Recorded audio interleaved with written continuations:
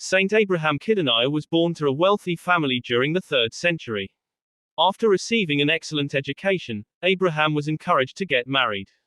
He followed the wishes of his parents, but after the wedding ceremony, he told his bride his desire to remain a virgin and dedicate his life to God.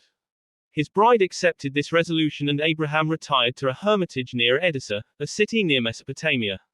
10 years after he retreated from the world, his parents died and left a great amount of wealth to Abraham. As soon as he was aware of this, he asked a friend to distribute the sum to charitable causes. Through actions like this and his deep prayer life, Abraham became known throughout the region as a holy man and many came to him for guidance.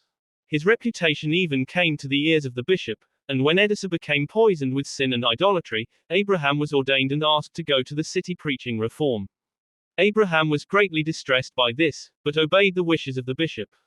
When Abraham arrived in Edessa, none of the residents would listen to his words. Needless to say, the infuriated inhabitants beat him and expelled him from their midst.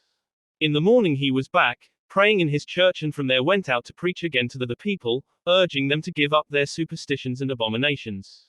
This time, he was stoned and left for dead, but recovering, again returned and bearing insults, isolation and mistreatment, he persevered. After 3 years, the inhabitants of Beth Kidunaia realized that there was something to this man's meekness and patience, and began to listen to him. Eventually, through constant prayer, Abraham converted them. After baptizing and confirming the many converts in the region, Abraham passed his apostolic work on to another. Abraham returned to his hermitage to continue his life of solitary prayer. He lived for many years until his death at the age of 70. Around the year 366, Abraham had lived a life of faithful service to God.